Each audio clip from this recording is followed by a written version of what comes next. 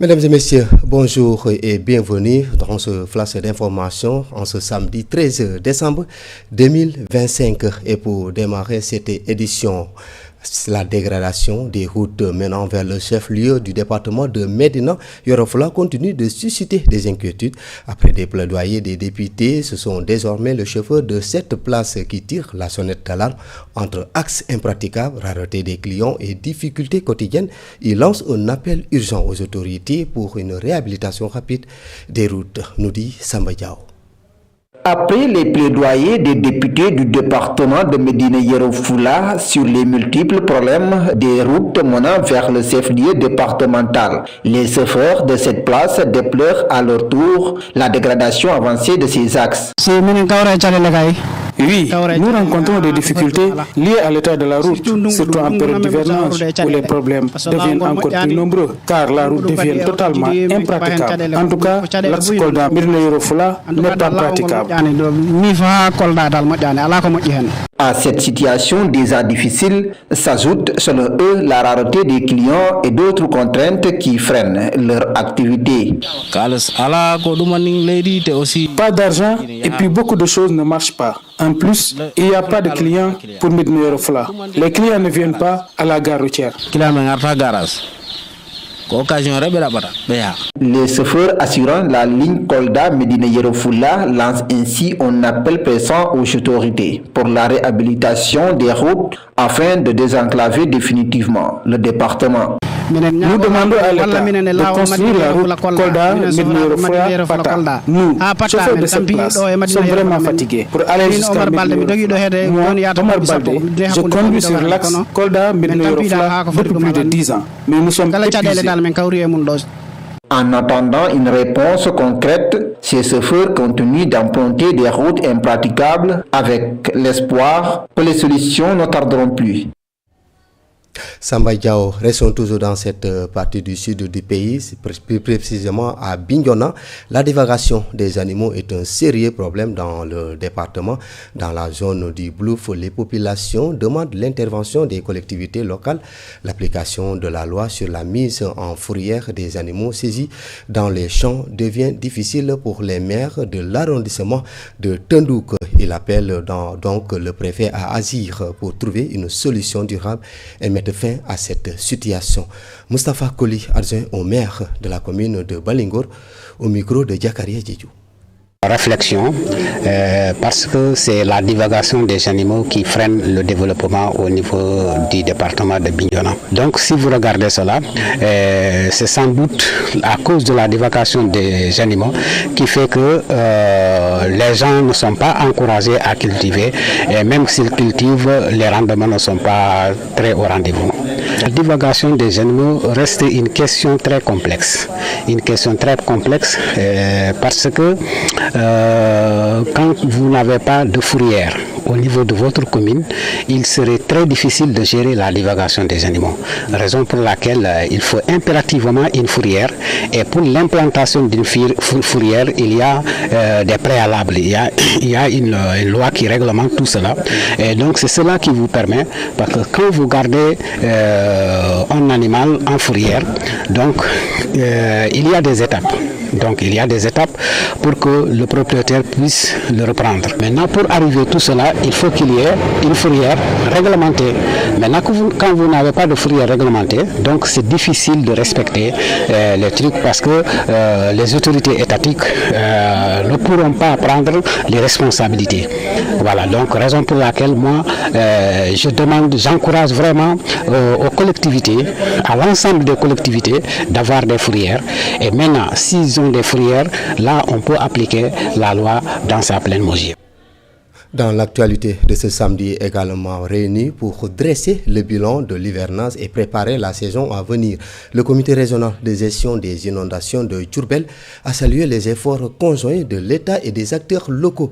Il a également lancé un appel aux populations afin d'éviter l'occupation des passages naturels des eaux et prévenir tout risque d'inondation. Compte rendu, Babacar Sall.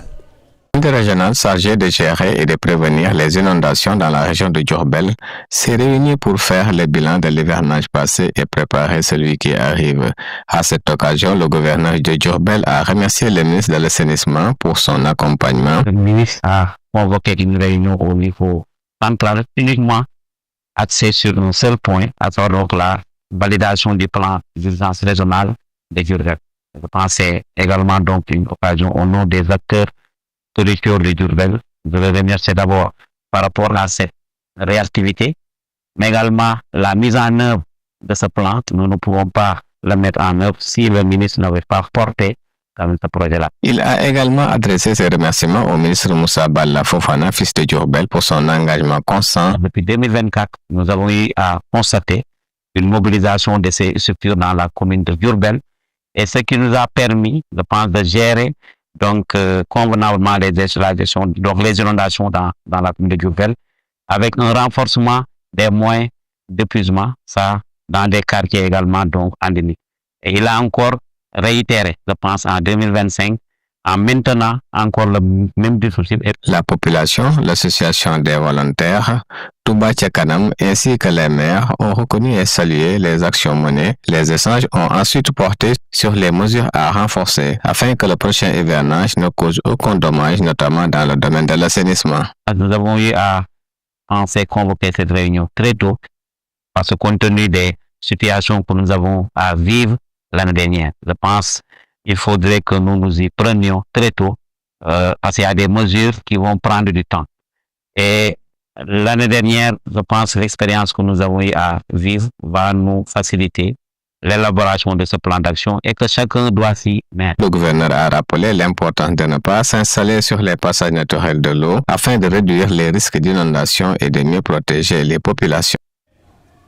Babacar Sall. Et puis, dans le cadre du projet à égalité phase 2, financé par Oxfam, le Forum civil a organisé une soirée d'activisme artistique pour sensibiliser les communautés à la transition énergétique, à les régions côtières et à la protection du littoral. Le choix de Marlodge n'est pas anodin. L'île est particulièrement touchée par ces problématiques. Ibrahima Ndaou, chargé du projet du Forum civil, nous en dit plus au micro de Ndeya Missar. Comme vous le savez, nous sommes aujourd'hui confrontés à un changement climatique qui nécessite de quitter les énergies polluantes pour aller vers les énergies vertes et renouvelables. Donc quand on parle d'énergie polluante, c'est les énergies fossiles comme le pétrole, mais également c'est le charbon. Comment aujourd'hui arriver à quitter ces énergies polluantes qui agressent l'atmosphère, qui agressent la couche d'ozone, jusqu'à en créer un trou qui aujourd'hui nous fait subir de fortes températures, mais également comme conséquence la fonte de glace dans les zones arctiques qui rehausse du même coup le niveau de la mer, ce qui cause l'érosion côtière. Maintenant, comment aujourd'hui laisser ces énergies polluantes pour aller vers les énergies propres comme le soleil, comme l'énergie hydrique, mais également comme l'énergie éolienne. Donc c'est un message de sensibilisation à travers l'activisme artistique que nous faisons ici à Maroc, à travers des troupes traditionnelles, à travers les koras, donc que nous voulons sensibiliser les populations pour qu'ils puissent protéger également le littoral. Maroc c'est une île, donc ils sont un peu confrontés à l'érosion côtière, donc il y a une nécessité de préserver le littoral, mais également de protéger également la mangrove qui jalonne tout le long de ce littoral-là. Donc c'est pourquoi le Forum civil a initié cette activité d'activisme artistique pour les sensibiliser vraiment sur la nécessité d'adopter des comportements qui puissent les protéger, mais également protéger le littoral, également lutter contre l'érosion côtière.